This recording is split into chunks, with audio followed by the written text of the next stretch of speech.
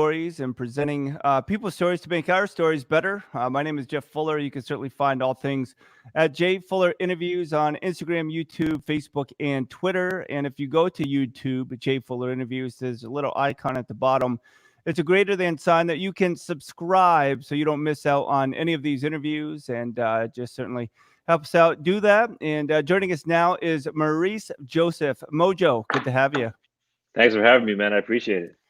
Yeah, it's during this pandemic, I started this, I don't know what you call it. It's not really a podcast, it's not a radio show, but all the alum from UVM have been great, whether it's been Taylor Coppenrath or Coach Brennan. You did not have Coach Brennan, though. You had Coach Lonergan, and you were a transfer, born and raised in Montreal, go to Michigan State, then find yourself at UVM, number 24. Yeah. Everybody knows and loves you. Talk to me a little bit about your journey in high school. I mean, you have siblings that play. When you were in high school and you started the recruiting process, looking at a United States school, what was that like? Well, it was a lot, to be honest with you. It was what I wanted, what I was working for, what I was working towards in terms of trying to get myself better as a basketball player. But once it began, it was a lot. Now, back in those days, there were no cell phones. I didn't have a cell phone, so I was getting calls to my mom's house, a landline. So I had to like set up times to receive calls and be sitting by the phone, knowing that certain coach is going to be calling at certain times. And it was a great experience because now in my coaching career, I look back to my experience as a student athlete getting recruited.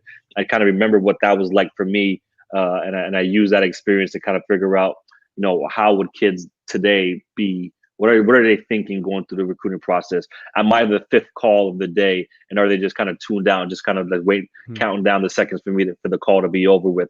So all the different things that I went through, being heavily recruited, I take that with me in my career now. But it was great. I mean, it was a dream come true, something that I worked for. My mom still has shoe boxes full of letters that I got from all the universities that recruited me, and I still have those to this day. And hopefully one day I could show my kids that. But it was a great experience. It was overwhelming at times, but certainly something that I worked hard for, and I'm really proud of. Really proud of. It's kind of like Zoom calls. You get digital fatigue, and so with all Oh man, those calls. that's a real thing.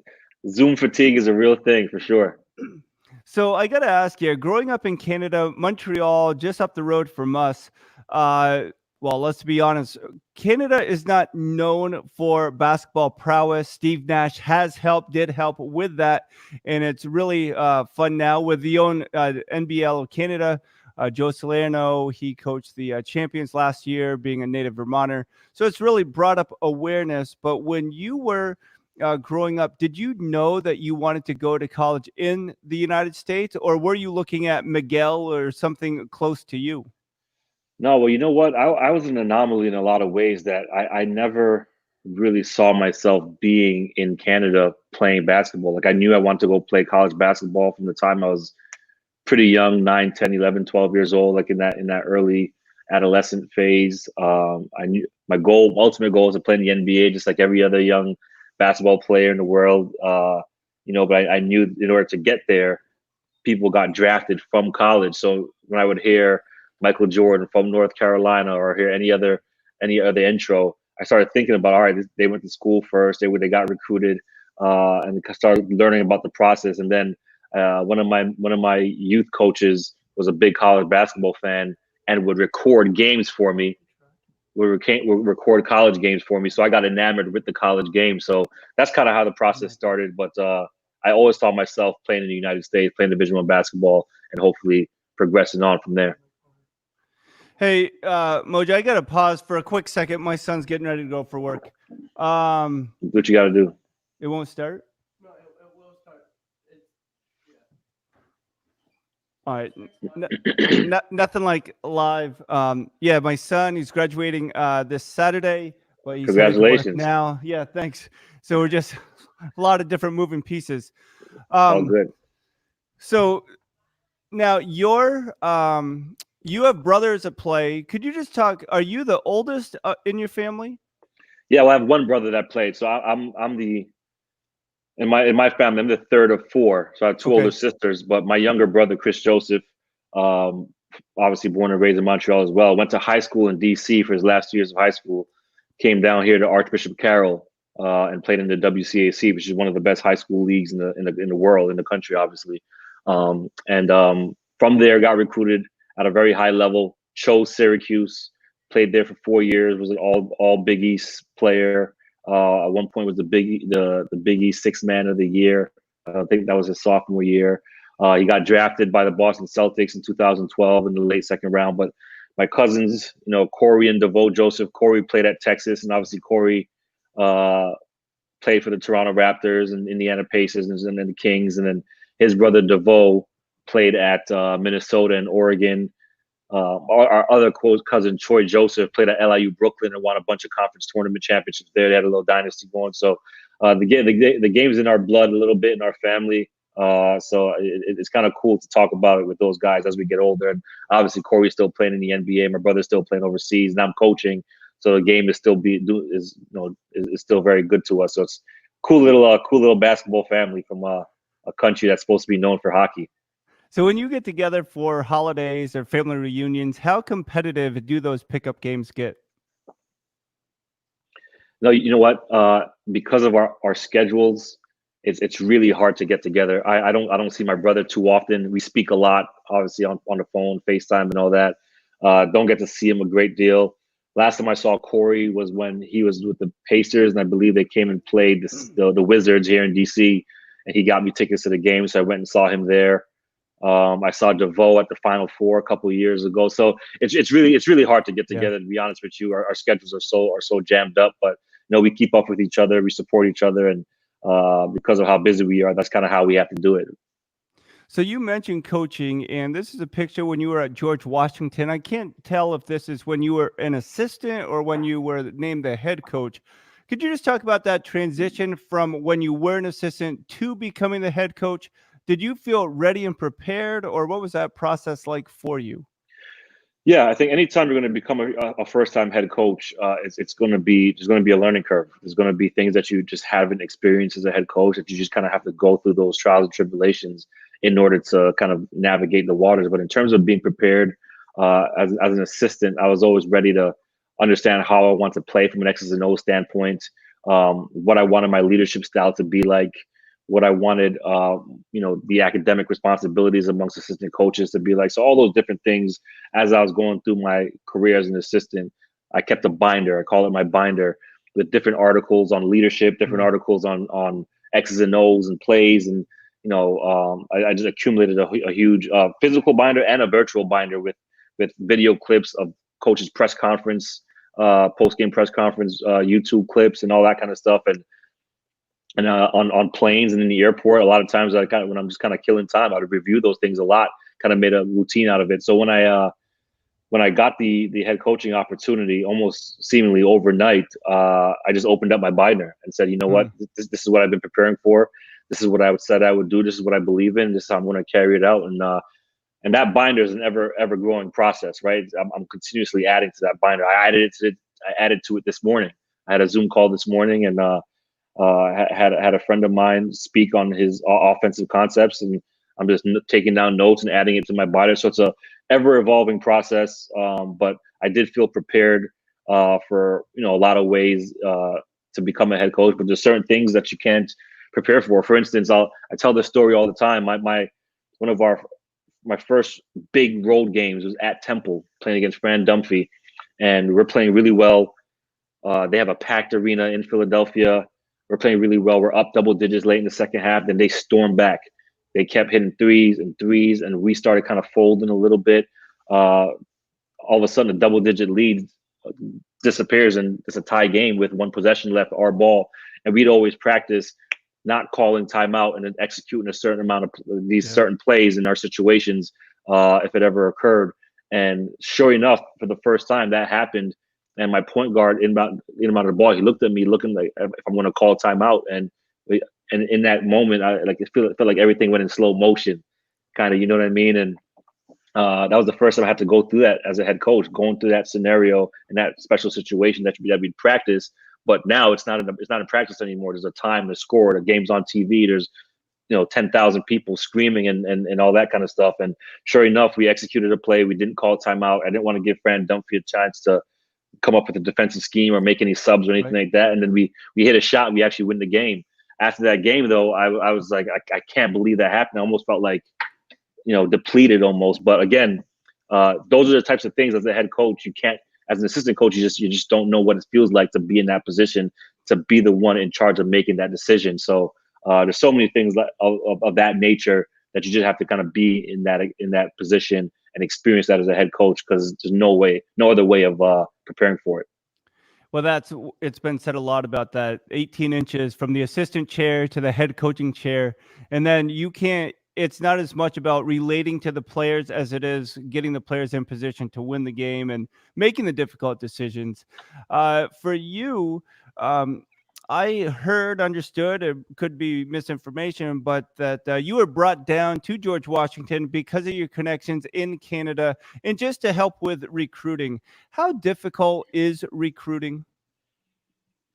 Well, it's very competitive, obviously. I think that recruiting is the ability to connect. It's relating to people. It's building relationships. It's selling your brand, selling what's great about your institution or your program, to have parents entrust their child to your university. It's all those things combined. But at the end of the day, it's being organized, it's being diligent, it's making the appropriate relationships, whether it be with a kid and his workout person, his AAU coach, his high school coach, whoever's in his circle that's going to end up helping him in the decision making process.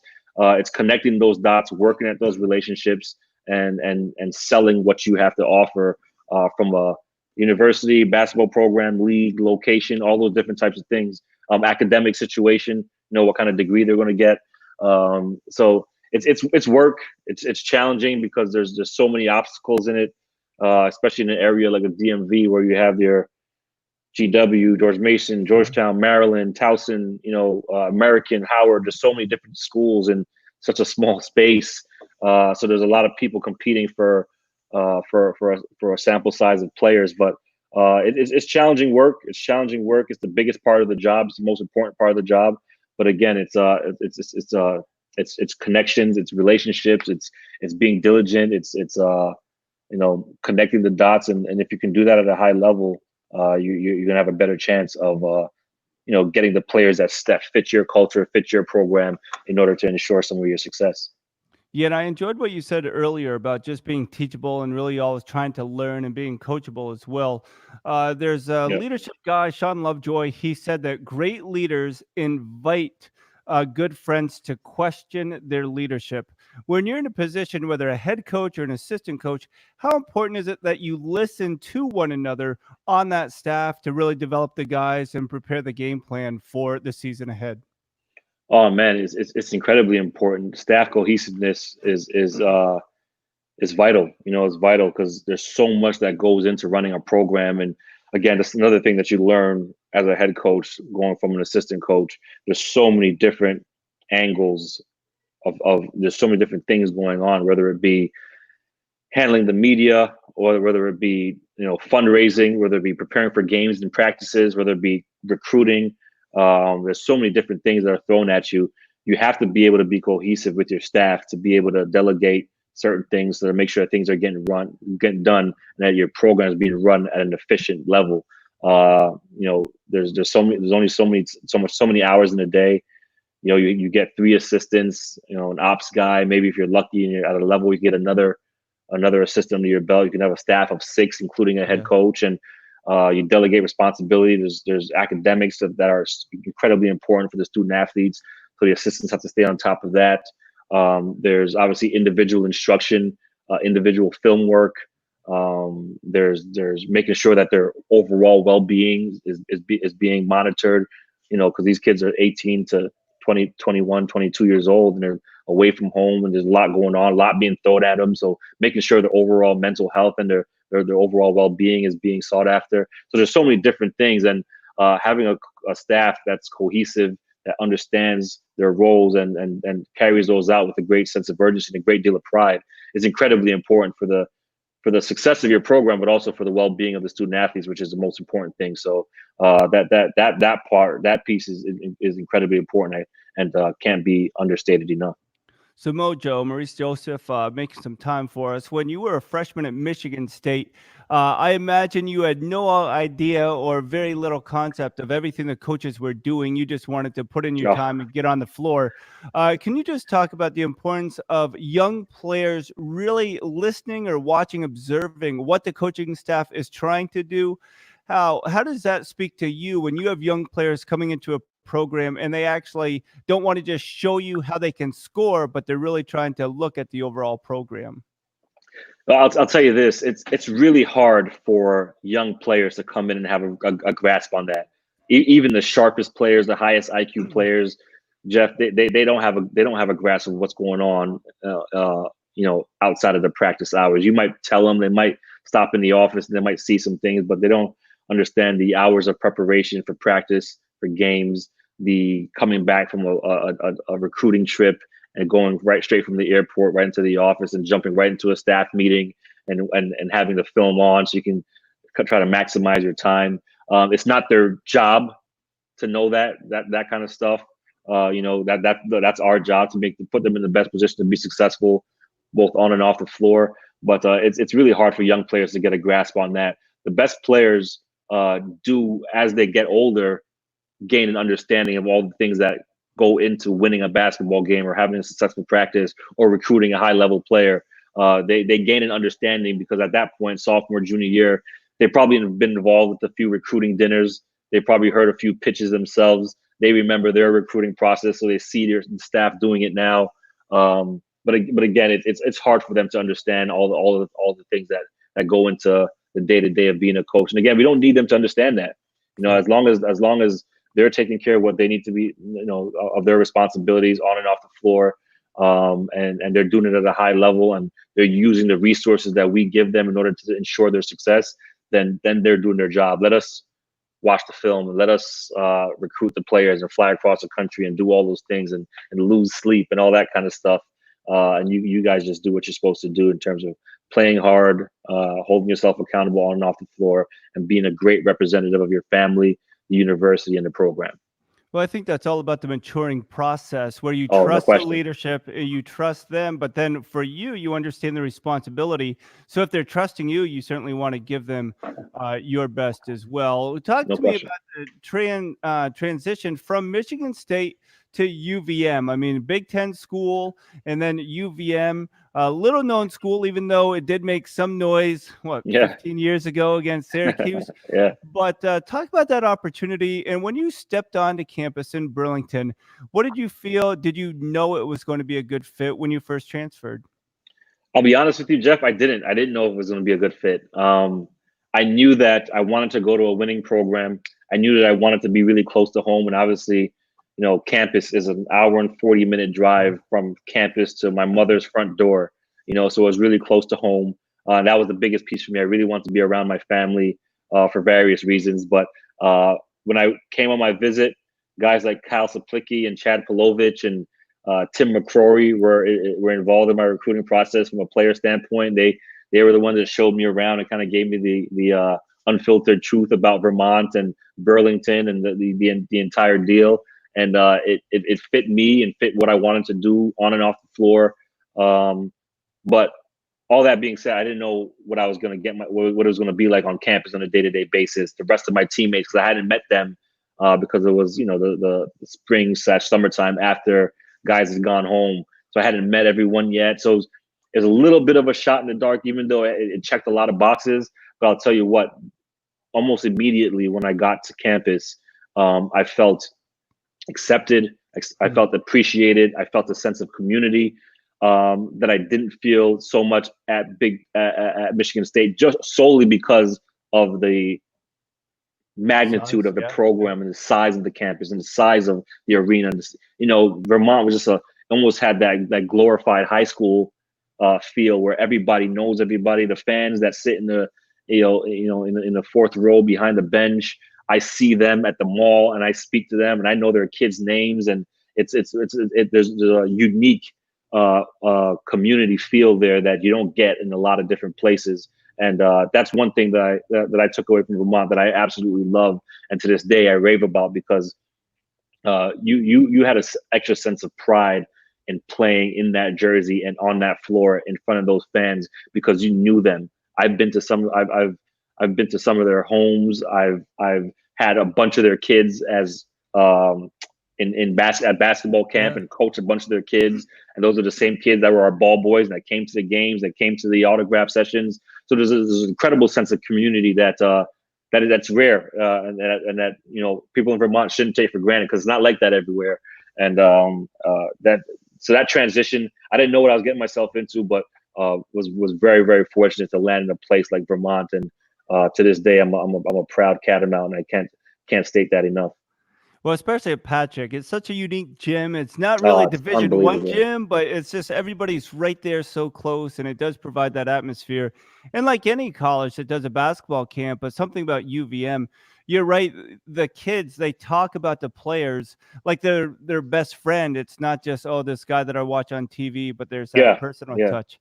There is that Um, connection there. It's a beautiful thing. It's very it's unique. It's unique.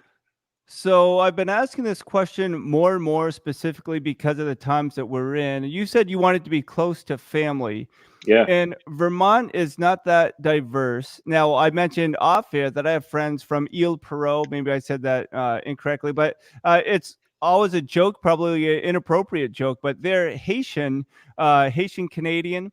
And so they would say, we aren't black, we are Haitian. Just the culture piece would really come into it.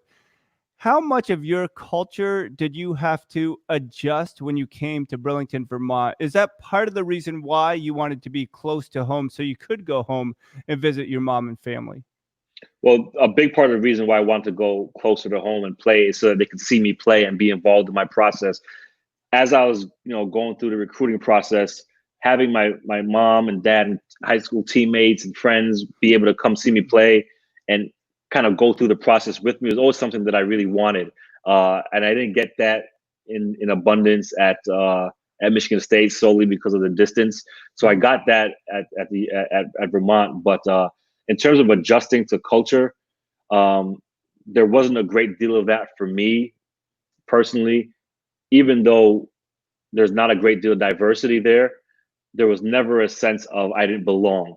Hmm. So That's good. there was a welcoming aura from everybody across the board there, and it really made me, going into predominantly white state, feel comfortable. Now I spent a lot of time in Burlington. I didn't spend a lot of time in the rest of Vermont, so I can't speak to what the rest of the state is. But I would imagine from an overall standpoint that it's similar in a lot of ways, just because my experience in Burlington and the surrounding towns, Essex and and all Shelburne and Yeah. all that kind of stuff, is it's always been welcoming.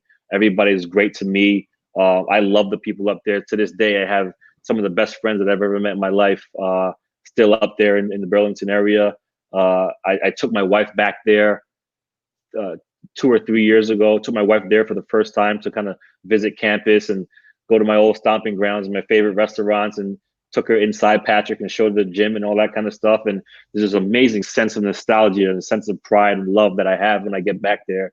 And to see the banners hanging up that we Right. in Patrick that we hung up always makes it even more special. But outside of that, it's just a really welcoming place. So from an adjustment and transition standpoint, I didn't have much of that from a cultural and a racial standpoint, and that's because I felt really welcomed, and that's credit to the people in Vermont, because it's not like I said, not a very diverse state, but very, very welcoming and very warm.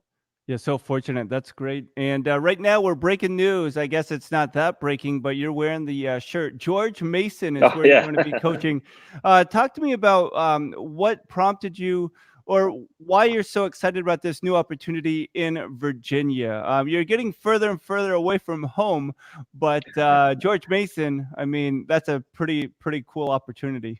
Yeah, absolutely. And what prompted me is, Coach Paulson is a coach that I've competed against for years in the A10 in my time at GW. He's a coach that I have a great deal of respect for.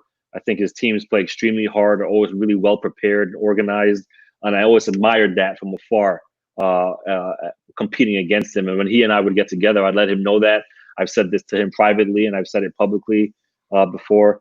So when the opportunity came about to join his staff, I really want to jump on it for those reasons. To one, selfishly as a coach, to learn from him because I do think he's a terrific coach, but also to be able to get back to the DMV, the DC area, which I think is the most I think per square mile has got to be the most talented basketball Hmm. area in the country in terms of high school basketball. It's really unbelievable from Baltimore to Maryland, DC, Virginia, the WCAC, and all that kind of stuff. The level of basketball is just unbelievable.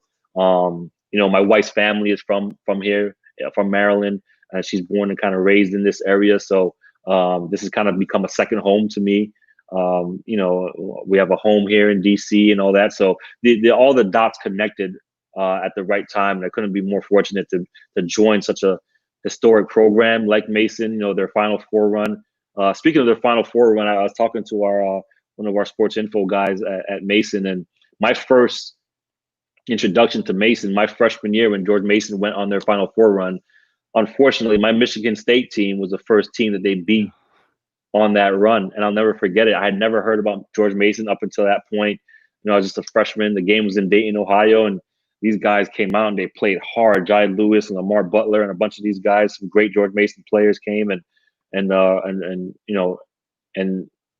took it to us and beat us and upset us. And I'll never forget that day. I'll never forget that post-game locker room. I'll never forget a lot of things about that day. But that was my introduction to George Mason. So on that day, I vowed to never ever not give the respect the team deserves just because I'm unfamiliar with who they are and what they do and all that kind of stuff. So that was an eye-opening deal. And funny enough, full circle, I'm coaching at George Mason now. Couldn't be more excited to get going here. Whenever we're allowed to get back in the gym and get going, but it's kind of a full circle moment, so it's pretty cool. So Mojo, a couple quick questions, then I'll let you go. Thanks again for making the time and being a part. Absolutely. Basketball, I imagine I know your answer. The three-point shot has changed the game. First of all, easy one, good thing or bad thing, the three-point shot? Second, do you wish the line was further out for collegiate play? I think it's a good thing. I think that because the 3-point line has been extended, spacing has changed. Because the 3-point line is extended, I think the kind of the dynamic of the game has changed with more skilled front court players. And with that happening, spacing has changed. So now you have a lot more 4-round-1 offenses and sometimes 5-round-0 offense. And back when I played, when I was getting into the Big Ten, there was still 3 out, 2 in with two traditional front court players posting up. And so it's changed the game in a lot of respects. And I think it's a good thing now because offensive schemes have become a lot more innovative. The ball screen has come into play so much more than it was in the past, and forcing teams to get into rotation and exploiting the right option based on how the defense is reacting. All those things have made the game more fun to coach. It's a little bit of a more exciting game because there's a lot more space to drive and make plays. With that, I think the game has been officiated differently and allowing more freedom of movement, less physicality to enable opportunity to score a lot more. So it's more entertaining and it's more of an attraction. So I think it's helped the game a great deal in a lot of ways in terms of pace and space and scoring. In terms of the line moving back, our line just moved back last year in college, and now it's the same as FIBA. And when I was at Vermont, actually, the line had moved back from off of the top of the key to right now it's at 22.9. I think that moved to 21 something when I was at Vermont, like in 2009, around that time. So now it's moved back even further. So I enjoy the uniformity across the board with college and FIBA and all that kind of stuff. I don't know if I would want the college line to move back to 23.9, which is where the NBA has it. I think, NBA players are NBA players for a reason. They're capable of making those shots at a high clip. Those guys are extremely, extremely talented. I think where it's at now, similar to where at the distance where the FIBA line is, I think that's good for college players because, again, it improves spacing so much. It allows for offenses to be a lot more innovative and creative. It allows for a higher scoring. And look, and personally, I was a 3-point shooter, and I shot them deep when I was at Vermont. So the line moving back is a good thing. I wish I played with the way I played. I wish I played in this era now because I think I'd have been a lot more valuable to teams. But it's a great thing. I love the game so much, and the 3-point shot is changed. Players like Klay Thompson and Steph Curry have obviously changed the game forever. And it's fun to watch, fun to be a part of, and I have fun with it every single day. Now, do you personally prefer to shoot off a dribble or off a catch? Personally, off the catch, I know shooting threes off the bounce has become a lot more prevalent in recent years, in the last 5, 6, 7 years. Growing up, it was taught that was a bad shot. Like when I was coming up playing, probably when you were player coming up playing, if you played at all, I'm not sure if you did or not, Jeff, but you were probably taught shooting threes off the bounce was a terrible shot. Yeah. Now you see players like Steph Curry taking 3, 4, 5 dribbles into a step back three, and that's how the game is played. That's what little kids are seeing. That's what they're practicing. It's so the game evolves, and you got to love it unconditionally. I'm not one of those. I got a lot of old school in me, but I'm not one of those old school guys who can't stand how the game's being played now and back in my day and all that kind of stuff. But the game's going to change, coaching's going to change, players are going to change. You got to kind of evolve with it. If you're able to do that, it remains fun for you. But again, you got to love it unconditionally because it is such a great game. Oh, no doubt. And yes, I did play. I was mostly an inbounder and a screen setter. So that Hey, was those guys are important. I'll take one of you on my team every single day. A guy that buys into his role and does it to the best of his ability. Those guys are important, man. So at the high school level, it's a little bit different than the collegiate level, but it's going to be the same question for you.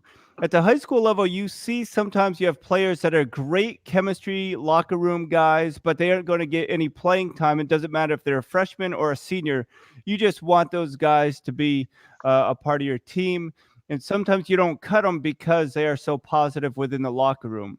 Yeah. At the college level, how do you balance really trying to put the best athletes, basketball players on the floor, but also knowing that, man, you need a locker room that's tight and well knit together as well?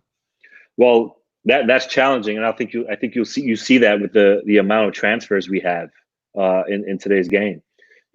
Role acceptance is a big thing in the success of any organization or team or any group of people trying to strive for a collective goal. And unfortunately, there's a lot of times that's hard for people to accept. It's hard for people to accept that they're not going to play as much or get as many shots or be as focal a point in the offense that they want to be. Guys to wait their turn and wait for kind of upperclassmen to graduate, and then they evolve as they're and into new roles. But if you can get a team to buy into what they do best and to buy into doing their roles and have a collective understanding that everybody buying into their role is best for the greater good, those are the teams you see win 22, 23, 24 games in a year because they have the talent, they have the role acceptance, and they have people who are maybe not ecstatic and happy to play those roles, but they understand that by playing those roles and do it to the best of their abilities, that is going to give us the best chance of being successful. And then I'll get my time. And if it's not that case, then they transfer and they go seek those roles out in other places. But that's a hard deal. It's a hard deal, especially today when kids are that we're recruiting have a lot of people in their ear. I think now we have a lot more kids circles are as big as they've ever been now, more so than back in the day. It's not just a high school coach or and the parents anymore now because of the emergence of AAU and the emergence with skill development. Now you have guys, kids who have a workout guy, an AAU coach. They also have a high school coach, and then they have their parents who are involved in the process. So there's a lot of people, and a lot of times everybody in that circle aren't on the same page in terms of delivering a message to that one kid.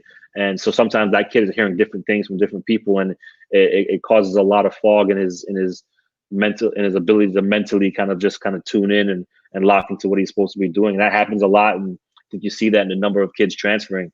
So if you can get guys to buy into their roles and have role acceptance and have great chemistry off the court that translates onto the court, you're going to be in a position to be successful. But I'd be lying to you if I said it was easy.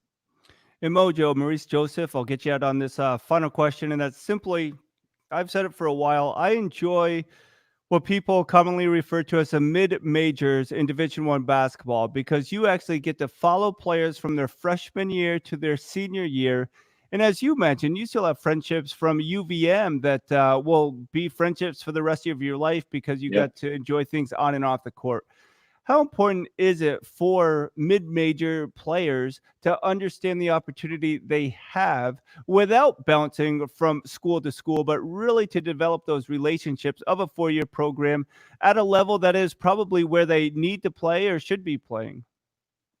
I think it's so important. You know what I mean? Like I wouldn't trade my experience for the world. I got to play at the highest level, and I got to play at Vermont, which is a really good mid-major program. Um, um, so I would just urge kids to, in the recruiting process, not chase what would make a good Instagram post or a Twitter post or a great graphic. Chase what would be great for you as a fit, both on and off the court. You know what I mean? A place that you can see yourself living for 4 years, a program or a coach you can see yourself playing for 4 years, teammates that you can see yourself building lifelong relationships with.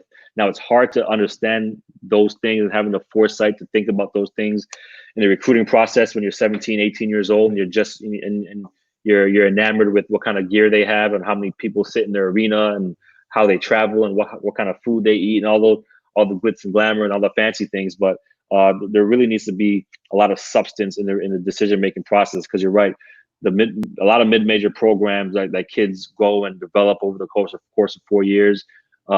Those are the teams that are causing college basketball to have a lot more parity Yeah. across the board. So now you're seeing the Bucknells, the George Masons, the Lehighs, the Gonzagas, or teams of in that same category having a great deal of success, because a lot of times they're going into those games in the NCAA tournament with guys who have been through a program, been Yeah. through 70, 80, 90 college games in their career, and now they're 21, 22 years old playing against young, talented, Right. one and done 18-year-olds who are very, very talented but don't have the experience that these guys have. And now they're getting beat by a lot of these teams because they have such great experience. So there's a tremendous value. Look, if you're good enough and to go out and play at a Power Five level and be a one and done kid, and the NBA is your dream, then by all means you got to go do that. But there's a tremendous amount of value in going to a school where you fit, even if it's at a lower level, to be able to go do the things you want to do, to be able to grow within your role, evolve as time goes and as upperclassmen, graduate and leave the program, and then kind of evolve in your role and gain experience while you're doing all that. Just a tremendous amount of value in that. And I would urge kids again to pick schools for fit rather than things that probably have less substance and more aesthetic value. Oh, definitely. Mojo, thanks so much. Good luck with George Mason this coming Thank you. year. Hopefully, we'll be able to watch on TV, but you guys will be able to pack the place with fans. Hopefully, we find a vaccination and everything works out. But Yeah. when you make your way back through to visit your family up in Montreal, stop in. We'll take you golfing, out to eat, whatever you want. We'll try to make something happen. But Always do. Church Street. I always got to make a stop, and I walk up and down and kind of just point things out and uh, have a nostalgic kind of walk down memory lane. But Burlington's always been will always be home to me. It always hold a special place in my heart, and I always love my time going back there visiting. well, Mojo, thanks again, and we'll talk to you soon. Have a great one. Enjoy the weekend. Happy Father's Day as well. Jeff, thanks a lot, brother. All right, and that was Maurice Joseph making some time. Thank you for tuning in. Jay Fuller interviews on Facebook, Instagram, Twitter, and YouTube. You can subscribe to the YouTube channel, Jay Fuller Interviews. With that, we're out. You guys have a great weekend, and all you dads out there, happy Father's Day.